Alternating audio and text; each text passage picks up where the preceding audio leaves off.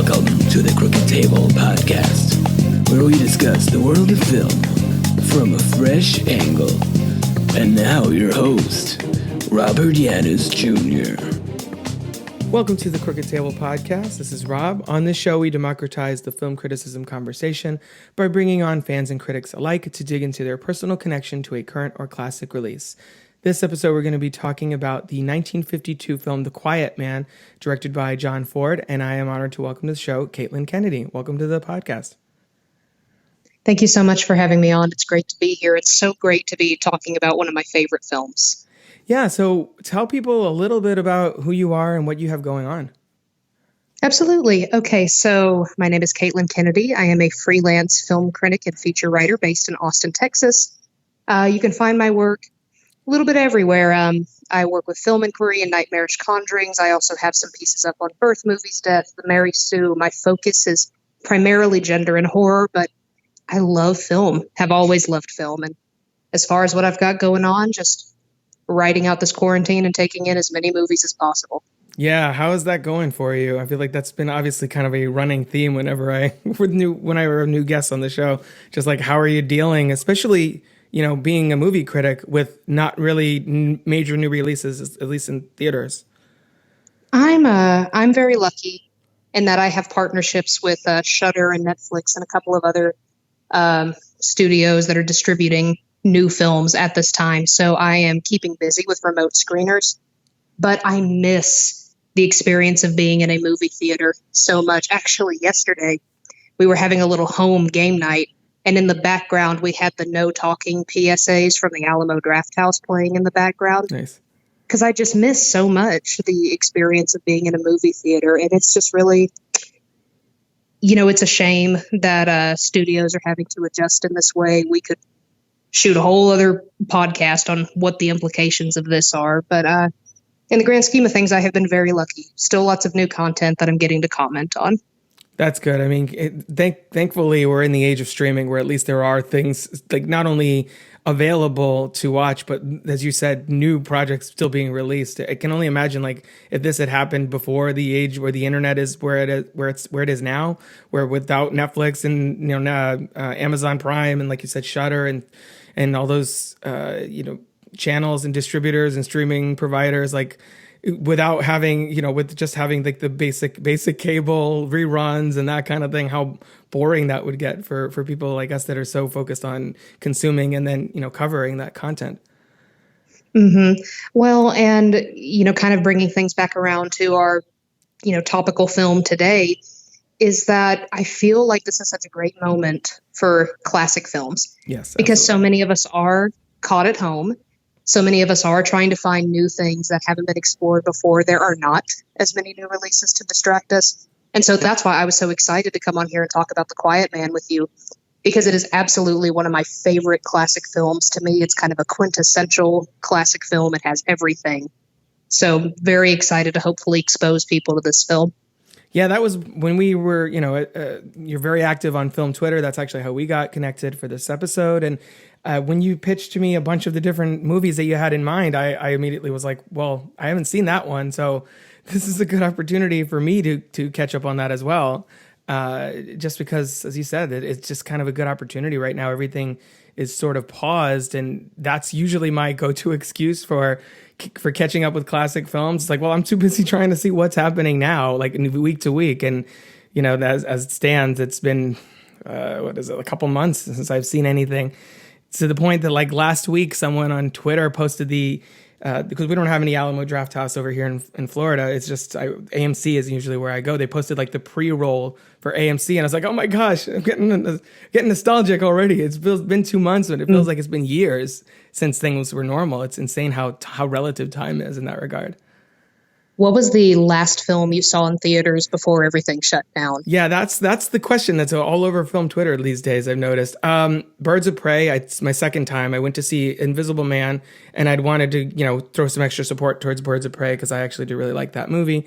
And so I did Invisible Man and then Birds of Prey kind of as a double bill, and that was the last thing I saw. Like, I don't know, probably the end of February, like just when things were starting to percolate here in the U.S., where was like, well, maybe don't want to go see movies for a while. Maybe it's starting to get sketchy. And then it was like locked down, everything closed and everything. So yeah. What about you? So the last time that I was in a movie theater was for the press screening of The Invisible Man. And I had like a brief lull period after those reviews had come out where I wasn't taking on any new work. And then the week that it all shut down in Austin, I had Antlers and Mulan lined up, one press screening after the other. Right. And like 2 days before I was supposed to see those movies, boom, shuts down. Oh, boy. So I feel very lucky because The Invisible Man is one of my favorite films of the year. Yeah, it is probably mine. It probably is mine. Go out on the bang. Mm-hmm. Yeah. But I have been mourning Antlers ever since. I was so excited about Antlers, and just in the communication that I've had, I'm not quite sure when I'm going to see it. Yeah, I was going to say Mulan is at least it's Disney, so they'll make sure it comes out eventually. But Antlers is a little, that unfortunately might be one of those that they're just like, hey, straight to streaming somewhere. Which would be awful. Yeah, exactly. I know. I mean, I remember, and this is obviously a way different movie, but when everybody was saying, "Oh, is Warner Brothers going to send Wonder Woman straight to streaming?" I'm like, if you do that, that's the end. Like, that's the end of movie theaters. Is kind of the way I read that, because the movie theaters are existing as long as they are, at least in the U.S. I know overseas, I saw a report that they're actually doing okay. They're doing fine. It's here where we're starting to get lazy about going to the theaters more so. Their last legs will be the big tent poles. So if you start releasing tent poles to streaming, that's kind of the death knell. Oh yeah. So yeah. So all that pleasant stuff is happening. So let's listen to a little bit of the trailer for The Quiet Man right now. I'd like to tell you about The Quiet Man. He's John Wayne in a picture you'll soon be cheering. It's the story of Sean Thornton, a right-intended man who came from America to forget his past in Innisfree. There he met a fiery red-headed lass, and the village marriage broker went to work. That's a pretty bonnet you have on. Bonnet? Don't you be talking to me about bonnets. After leaving mine stuck up there like a... Easy now. Have the good manners not to hit the man until he's your husband and entitled to hit you back. Then her bully of a brother, Will Danaher, refused to pay her rightful dowry.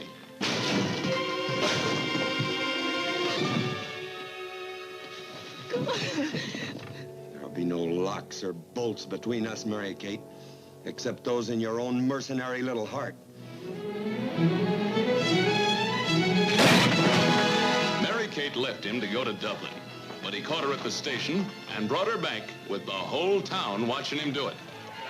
That was a little bit of the trailer for The Quiet Man, directed by John Ford from 1952. So, Caitlin, what is your history with this film, which, as I said, I hadn't seen. So when did you first see it, and why did you want to talk about it today?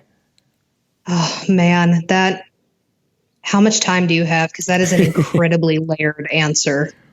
So there are a few moments that I think of as like my foundation of loving cinema, and a huge part of that was watching John Wayne films with my dad. My dad is a huge John Wayne fan, and so I grew up on Westerns, and huge fan of the Duke. I actually have a life-size John Wayne cut out in the room with me right now. Big fan. And Nice. So The Quiet Man was just one of those early films that I was exposed to just through watching John Wayne films with my dad. And what I love about The Quiet Man is, it's not a Western, but I feel like you're getting some of the very best from John Wayne. And then in the early 2010s, we went on a family vacation to visit like the region of Scotland where my family came from. And I can relate so much to that kind of awestruck feeling of standing on a piece of land and being like, whoa, this is where I came from. This is part of me. Now that I'm a culture critic and film critic, and I've taken the film classes, and I have a more sophisticated lens for viewing the film. Westerns are sort of an inherently problematic genre. Mm-hmm. Especially the shoot 'em up cowboys versus Indians Westerns that John Wayne is known for. And so what I appreciate about The Quiet Man is that it's a great example of classic cinema that you're still able to enjoy without kind of having that voice in the back of your head saying, well, it was a different time. It's not like watching Gone with the Wind. Right. Because those social cultural threads don't necessarily ruin a movie. I would never say that, but it's just nice to still be able to enjoy a film the same way you did before you developed a more critical eye. Yeah, no, I totally agree with you as far as classic movies. It's really rough going back and watching even movies from like the 90s or early 2000s. Like you go back and watch them now and you're like, not fly in this current, for lack of a better term, woke time, culturally sensitive that we're trying to be now and stuff like that. Yeah, I think you don't really see a whole lot of that in here. In fact, in a lot of ways, I feel like the depiction of Mary-Kate and the depiction of women in general in here is pretty strong and has aged, overall pretty well. I mean, she's kind of a modern woman mentality in a time where that was not the norm and trying to kind of struggle against her family's customs. Oh, absolutely. But also I'm trying to find like the perfect succinct way so that I don't go on another tangent. What I love about Mary-Kate in this film is that, she is a very modern woman, but she does have traditions that are important to her. Mm-hmm. And so that's what I really appreciate is that what's really important to her is making her love interest, John Wayne, understand that, or played by John Wayne. You might as well be John Wayne. Yeah, it's John Wayne. But making him understand like, hey, I know this doesn't matter to you, and maybe it doesn't matter in the grand scheme of things, but it matters to me, and therefore I need you to be on board. Which is a point of contention for a lot of the film, but that final big scene mm-hmm. where they, where they stand and kind of prove their point together. Then she's like, all right, you've heard me, and, now we're good.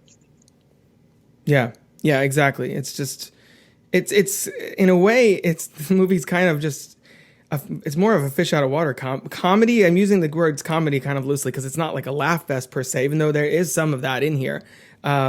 But it is, kind of taking that cultural clash to the next level. And I don't know, I really like, having never watched this movie before, it's really easy to get swept up in the film, not only with the storytelling, but also it's Oscar-winning cinematography. And, John Ford won Best Director for this, his fourth one, things like that. So I feel like it's kind of that. I'm thinking the image that sticks out in my mind actually just now is the big kiss in the house with the wind coming through. And like, it's just so, it just has that old Hollywood feel that it sounds like a cliche, but you just don't really get anymore nowadays. It's just they don't make them like this. Yeah. They don't make them like this anymore. And it's so cinematic. Mm-hmm. That bouncing kind of Irish jig theme throughout the score, the kissing in the rain moments, the comedy of their courtship. It's just, it touches on all of those things that you just love to see in a movie, but it's not pretentious. It's not overly complicated. It is an extremely simple story, but just told in the just most beautiful way that you could put it together. Right. It's the classic storytelling trope of, simple story, complex characters, and the dynamics between Sean and Mary-Kate and Will, or Red, or Squire. He's got multiple. He's a man of many names in this movie. It's just the way that evolves over the course of the film. It's just that's the hook. It's not like an overly complicated plot, and I think that's to the film's great benefit, as you're mentioning. Let's talk about the two leads in here who are 100% carrying the movie. And from my research, it seems like they wanted to do this, but the studio was sort of on made them sign and do a Western first, and that's where Rio Grande happened. Mm-hmm. With this, obviously, Wayne, O'Hara, and Ford, and then they reteamed for this. So what, I guess this is kind of an obvious question, but it opens up to the performances themselves. What do could anybody have played these roles? Anybody else have played Maureen O'Hara and John Wayne's roles in the way that they do here? God, no. Absolutely not. I mean, Maureen O'Hara and John Wayne are one of those great Hollywood dream teams. I mean, through many of his Westerns, like Rio Grande, The Quiet Man here, McClintock, another fantastic film later in both of their careers.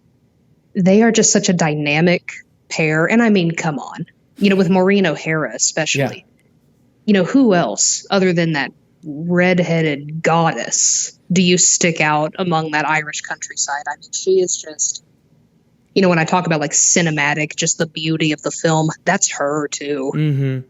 I mean, she just so beautifully carries that space. And whenever there's, if you ever look at my Twitter feed, there's a GIF from the film, or GIF. What's the protocol I guess in it's this? GIF.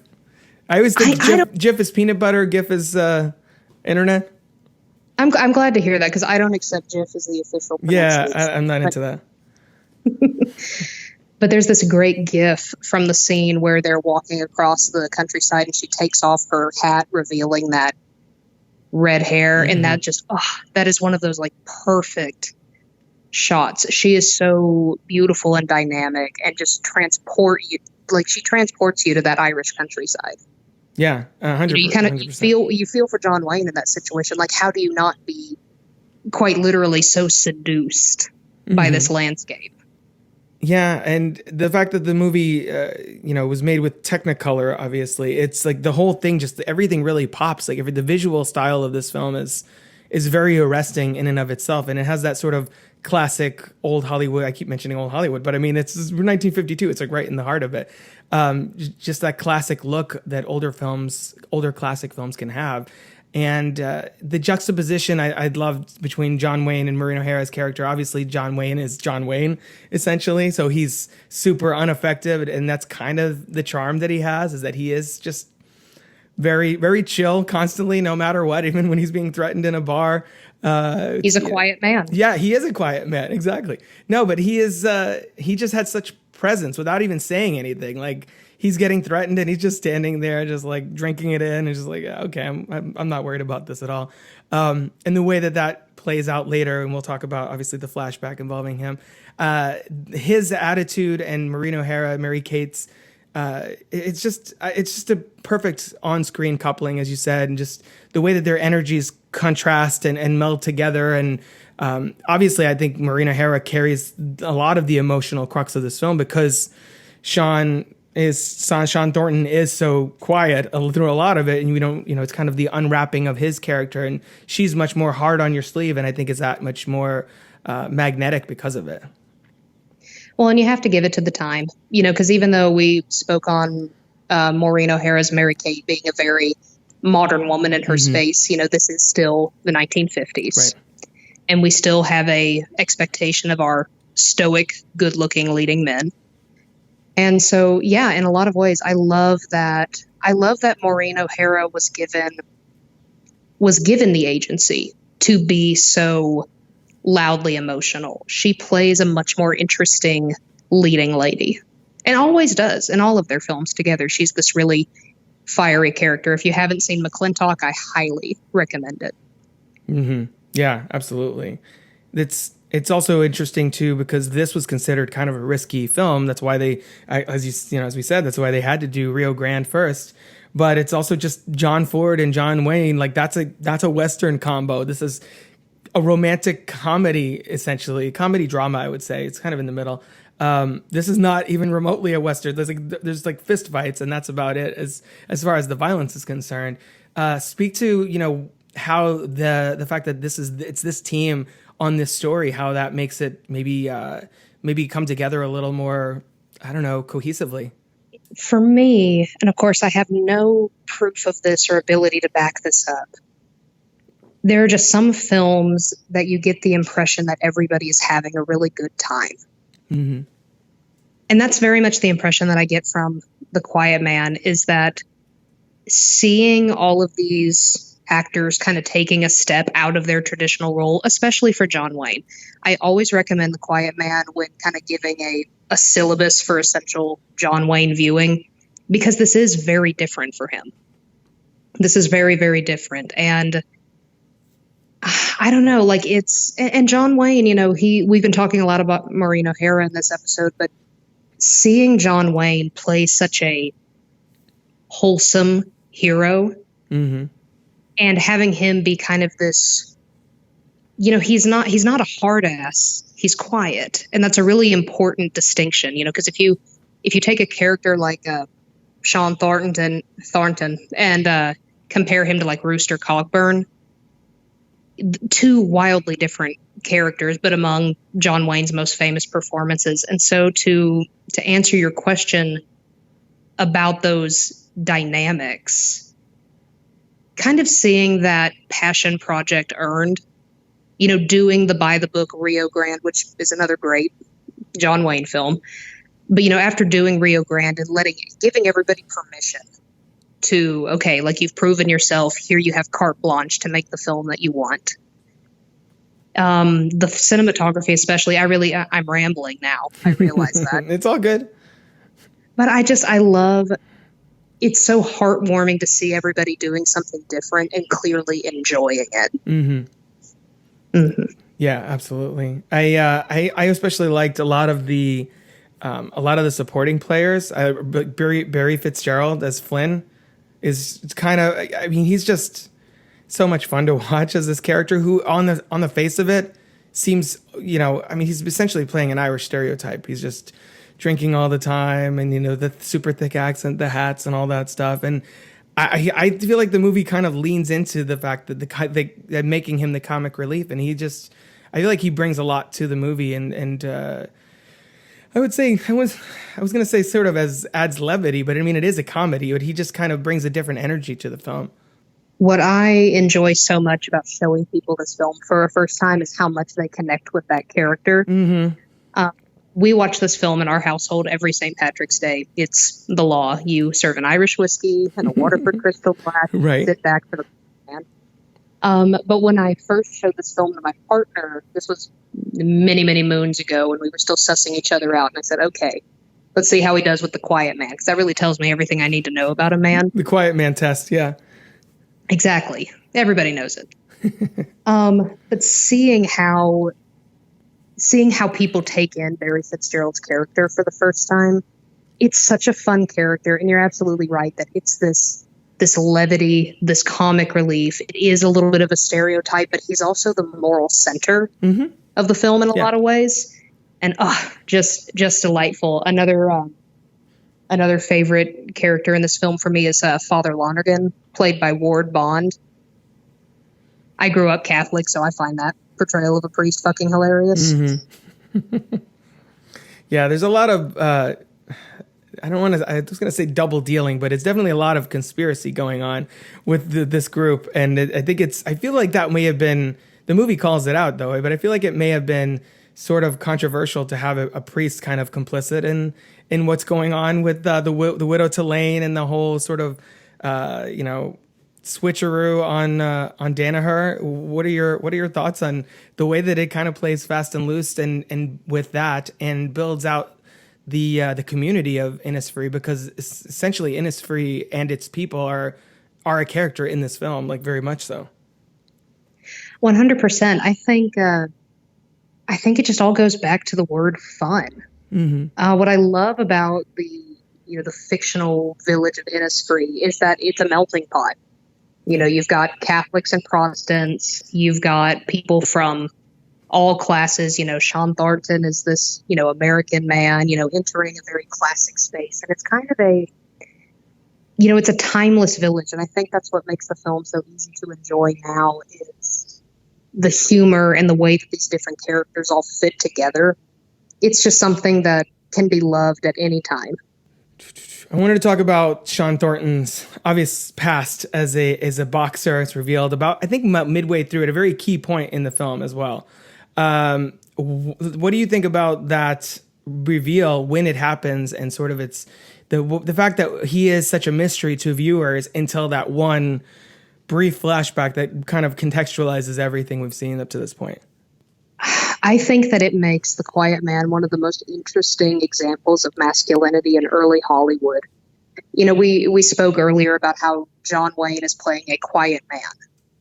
A calm person, a chill person, a person who can stand up and fight but actively chooses not to. Are we doing spoilers right now? Yeah, it's a 1952 movie. I think a spoiler. We're past the statute of limitations on spoilers. Okay, so for the uninitiated, the basic kind of synopsis of Sean Thornton's character is that he was born in Ireland. He grew up and lived in the U.S. for many years. He became a boxer, and then during a match, he accidentally kills his opponent, causing him to run away from his past in the U.S. and return to seek out a better, more quiet life in Innisfree, the village where he was born. To see, because again, you think about John Wayne and you think about action heroes of old Hollywood. And, John Wayne, in terms of characters, has killed many people. Yeah. And, between war movies and Westerns, the man has a long list. What's so interesting about The Quiet Man is that I never feel that Sean Thornton is a less masculine or less heroic figure. But seeing, kind of just putting Sean Thornton through a PTSD moment and showing that experience of, grappling with that guilt, having done everything that you were supposed to do, but having it all go wrong, making a decision to be better in the future. That is it's a unique performance of masculinity. It doesn't come up very often. But it doesn't feel out of place, if that makes sense. Yeah. I can't think of anybody, even in the 50s, watching this movie and being like, soft. Right. Because he absolutely isn't. And I think that's part of what you get from casting John Wayne in that role, too. I think, that's part of why he feels so irreplaceable in this role, is because simply by casting John Wayne, you're bringing all of that to it so that the character is able to not throw a punch until a significant portion of the movie is already passed. And you already sort of assume, oh, this guy, he's got a quiet strength about him, because it's kind of imbued in him just by who John Wayne is and the legacy that he had already established at that point. Absolutely. And I think, I think it's an interesting dynamic, having him play this character who's basically his whole MO is not to get it, wrapped up in violence and vowed to never fight again. And yet we get it feels like an endless fist fight towards the end, that the 15 minutes or whatever that is of the fist fight kind of going and then stopping and then going, which is again kind of a classic, just like a classic like comic thing. You fight and then you're like, the way that happens in this movie, they sit down, they have a couple of drinks, and then they're back to the fighting again. It feels like, and I don't know if this was one of the earlier examples of that, or if that had already been kind of a trope back in the day. But I really thought that was an interesting way to an interesting and unexpected climax for a movie where the man is trying not to fight the whole time. That it really just kind of comes down to that in a way, that he's basically has to choose between his love for Mary Kate and getting, kind of moving past his mistakes that he's leaving behind. Well, it's the thesis statement of the entire film, because it's not about fighting, it's what you're fighting for. Right.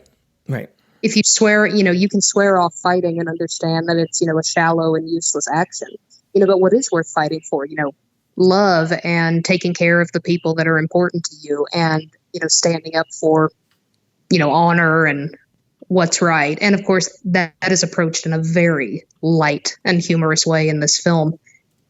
But it's a damn good scene. Yeah, it is. The fact that he, I really liked the relationship between the two of them. I think the fact that she opens I think it's a boiler of some kind at the end for him to throw the money in, I think is really key to show that was kind of what that was the point she was trying to get him to. It wasn't necessarily that she even wanted the money per se. It was just like you said, it was the principle of him recognizing what he should be fighting for, and when to be complacent and just be like, oh, I don't care about it anyway, and shrug things off, and when to I guess plant your feet in the ground and draw a line, essentially. Yeah, it goes back to that conversation that we were having at the beginning of this, is that, she's a very modern woman, and tradition matters to her. And it matters to her that she is understood, like, hey, this is who I am, this is where I come from, this is what's important to me. And if you're going to be my partner, if you're going to be my husband, you have to take on what's important to me as being important to you as well. Mm-hmm. But it's also very modern that she knows when to say enough. she's not going to push him. She's not going to, she doesn't go too far. She says, okay, we're on the same page. We're partners again. Right. Now let's go home. Right. It's establishing the power dynamic in the household as well, because early on, I feel like, for the most part, I think the gender roles and politics of this movie aged pretty well. But there was the one scene where when they go into the home and he's like really aggressive with her, and I was even like, Jesus, this is like, take it down a notch, Sean. One of those scenes that didn't age particularly well. And then I think it's also just kind of the movie's way of establishing that in that situation she feels powerless. She is, she's carrying the shame, and her self-worth is so wrapped up in that, especially, in these times, in this culture. And I think it really is contrasted at the end when Danaher comes over to the house, and she's like, "Oh, take your shoes off." It's like kind of like woman of the house, like on a more, for 1952 at least, equal footing with her husband. Yeah, there's a really great article. I think it was from the New York Times. I will try to find it for you so you can include it in your show notes. Sure. But a culture critic over, I think it was the New York Times. We can correct this in post.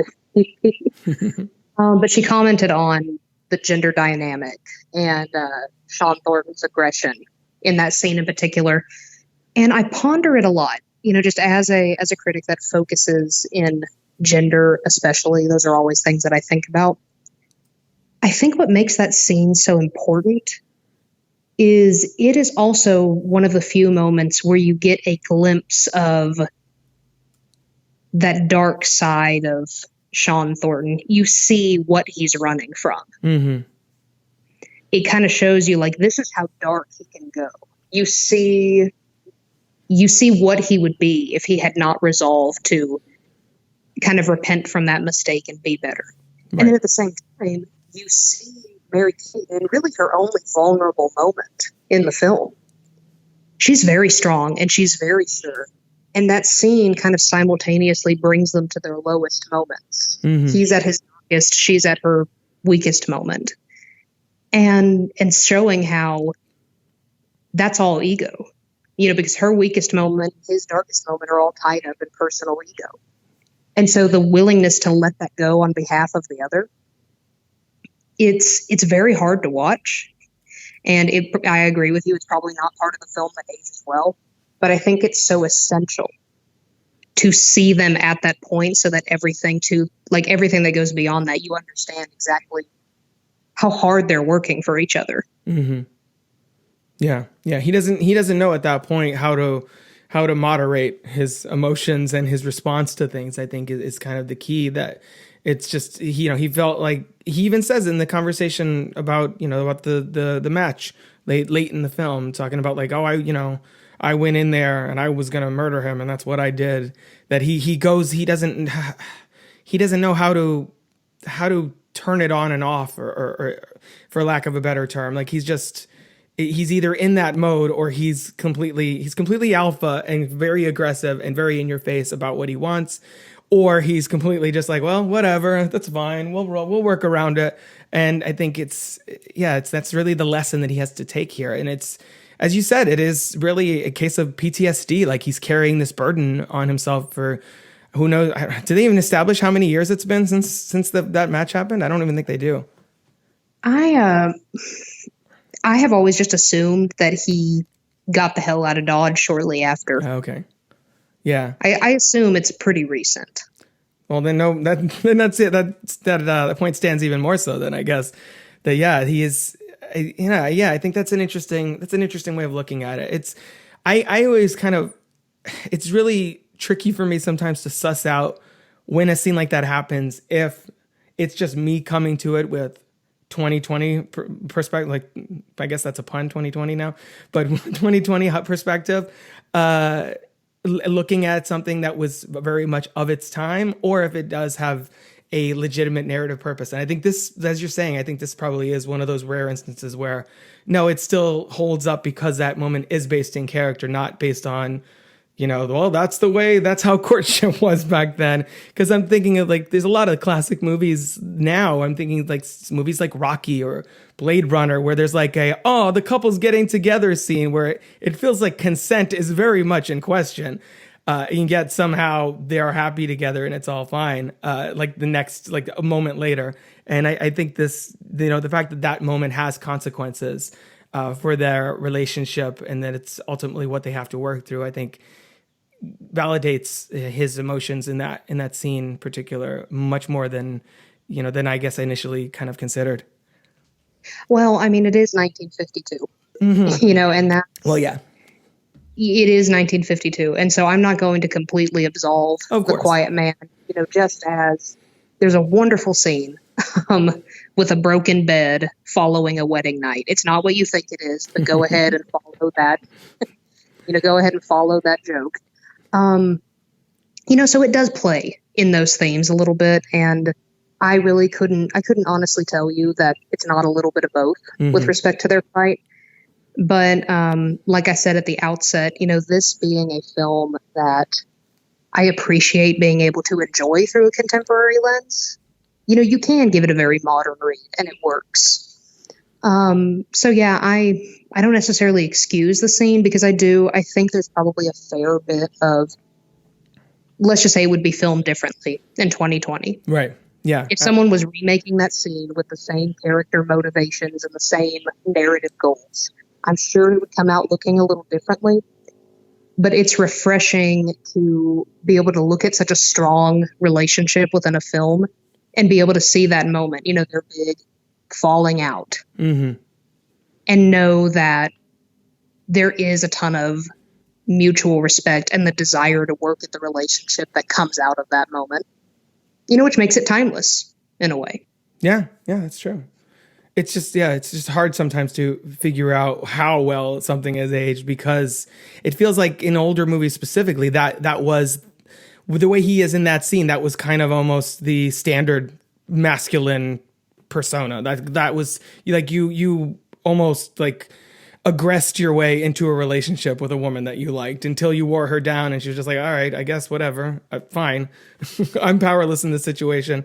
And you're the air quotes man. And I feel like, yeah, and that's just so common in this movie in a way, kind of by the end of it, sort of deconstructs it slightly by having, their relationships kind of evolve somewhat beyond that. Again, of course, as you were saying, it's still 1952, so there's only so much progress they're willing to put on this relationship. But I think that it does fit better than a lot of relationships at this time on screen.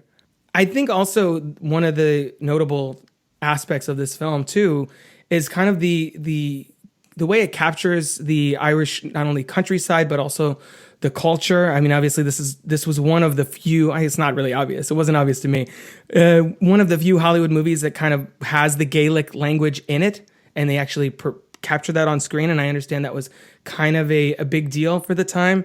Yes. So speak to that for a second. Like what makes that so significant, as far as representation is concerned? Well, this film did extremely well in the UK. It was a very successful film just overall by those standards, but it did very well in the UK. And speaking to, again, kind of circling back to the beginning of the conversation, my heritage is Celtic. And when you go over there, whenever you visit Scotland and Ireland being what we're talking about here, what really struck me is that they do have the traditional Gaelic listed under the English in a lot of those towns. Mm-hmm. So the farther you get away from the big metropolitan centers like Dublin, you start seeing that. And so in terms of just significance and representation, if you look at the history of the Irish people, and especially the history of the Irish people in the United States, it's a bit of a tumultuous relationship.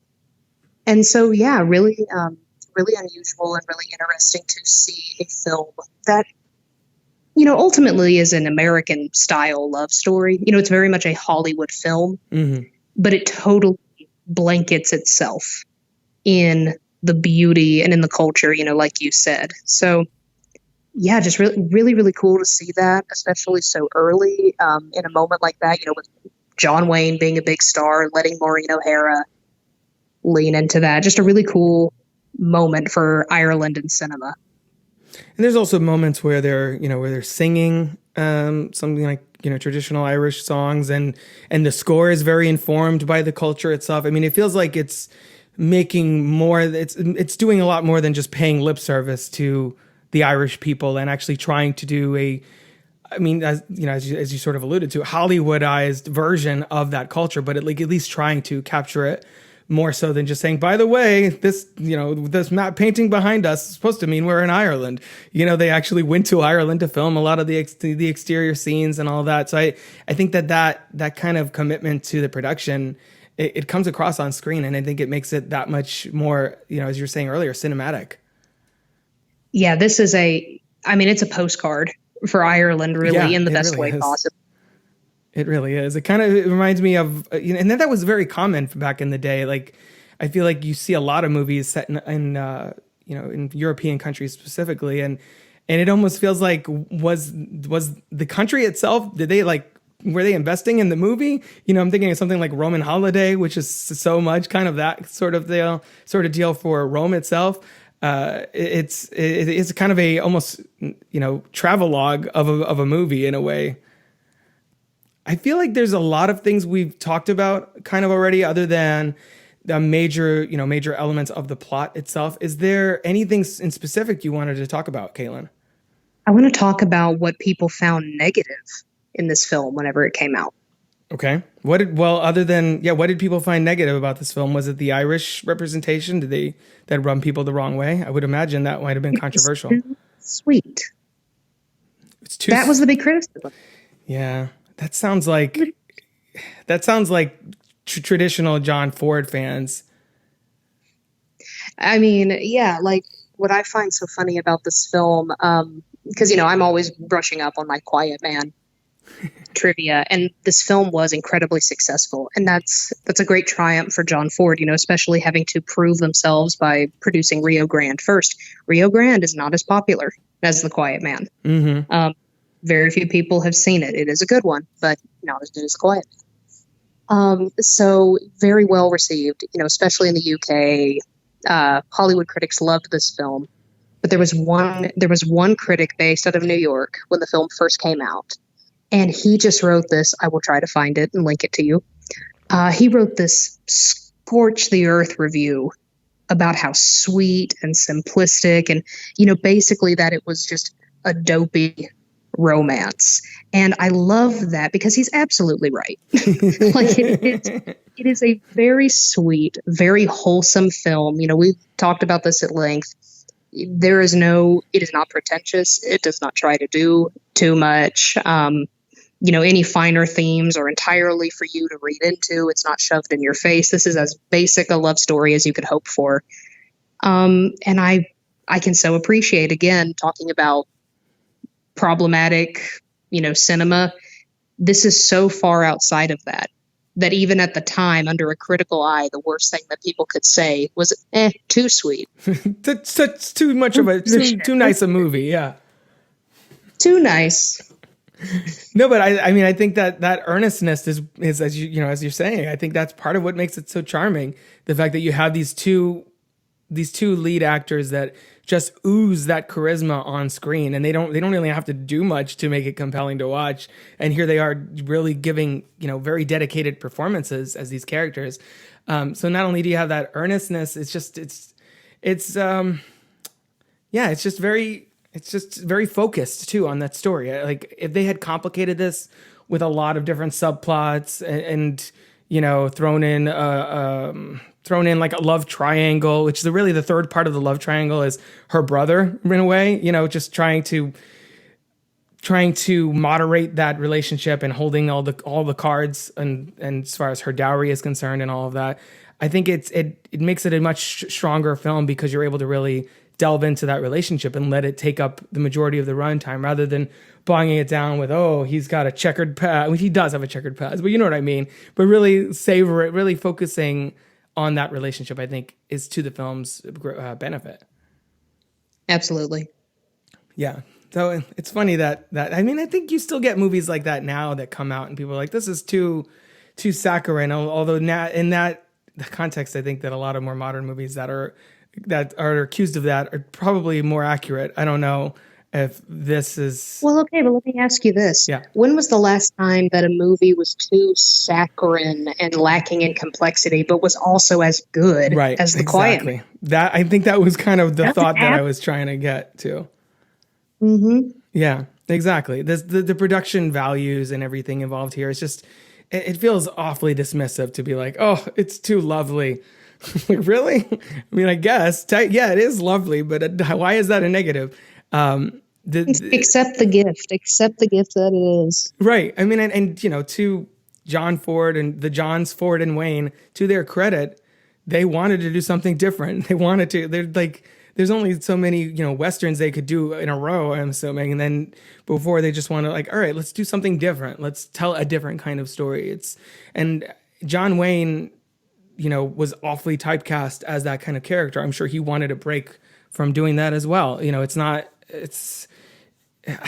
yeah. I mean, it sounds just like people at the time expecting a certain thing, hearing about the new John Ford, John Wayne film, and, you know, getting this instead. Just expectation setting, basically, was the problem there, it sounds like. If your worst problem is that you are too lovely, I think you're doing a lot right. Yeah. Maureen O'Hara has like a lot of problems then, I guess, is what we're saying. Mm-hmm. Especially, in this movie, she's just, who do you think is the best performance in this film? I would easily say, Maureen O'Hara. Oh, I agree. Mm-hmm. I agree. I think it's an obvious choice, and so I'm going to try to be. I'm going to lean into that pretentious critic side. I think the best performance is the widow to Lan. Okay, that is a fantastic side performance. That character, because she's another modern woman. Mm-hmm. You know, we've been talking at length about Maureen O'Hara and Mary Kate being a modern woman. The widow to Lan, you know, wealthy landowner woman, you know, she is hopelessly in love with Squire Danaher, but not to the point that she's going to allow him to push her around. There's an early scene in the film where the Squire Danaher kind of lets on that he has been discussing her in the local pub. She is not down for that. And so she's like, all right, you know, I'm in love with you, but fuck you. I'm going to sell my land to John Wayne. You know, her performance is a lot more understated than Maureen O'Hara's, but has the same thread of strength and demanding understanding from your mate. It's also the sort of empowerment that Mary Kate aspires to and feels unable to get to without her brother's consent and kind of letting her off the leash, so to speak, at that point. And again, that's just a symptom of the culture and the times. And I think the widow to Lan is a good choice because of how she is sort of the other side of Mary Kate. Like, she completes that the air quotes powerless woman in the eyes of the society and all that, because she doesn't have the dowry. Not that it's a powerful performance. And the widow to Lan kind of being more on even keel with the man of the town, being the landover, being the one that sort of decides her own fate, as opposed to kind of having to get permission for what she's going to do with her life from her older brother. Yeah, it's a great performance. I really love it. We spoke about this before, but the side characters really shine. Mm-hmm. Here. There's not a weak link in the entire cast. Yeah, and I think without that, support throughout, I think the movie is so focused on creating this community, this culture. You need those people to fill it out, to make it feel real and tangible, and to set the context for everything, that all the drama with Mary Kate and with Sean.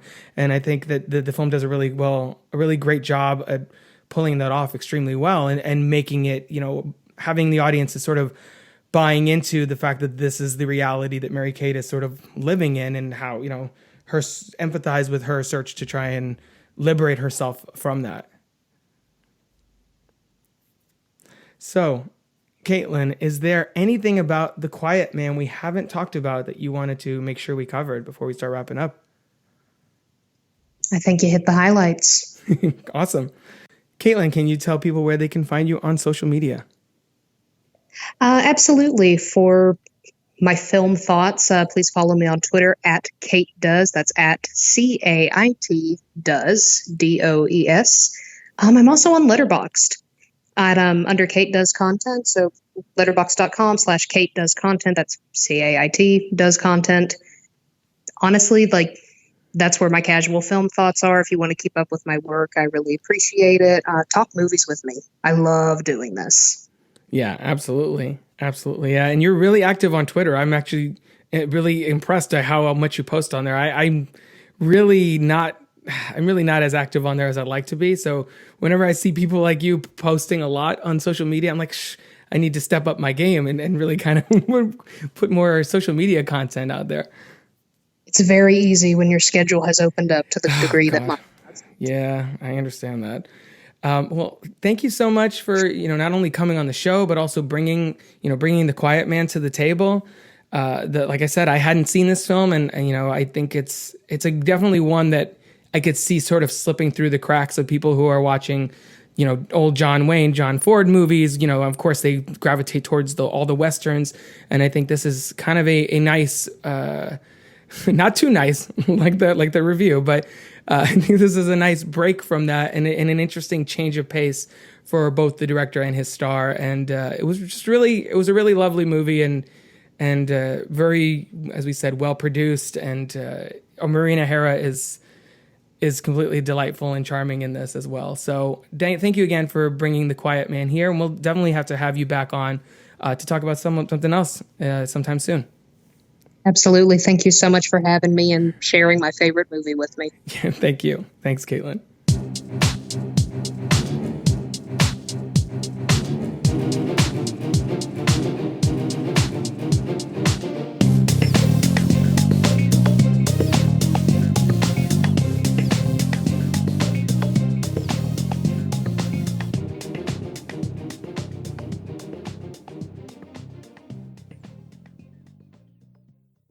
That was a little bit of the trailer for The Quiet Man from. You have to play the video, The Quiet Man, on your Fire TV.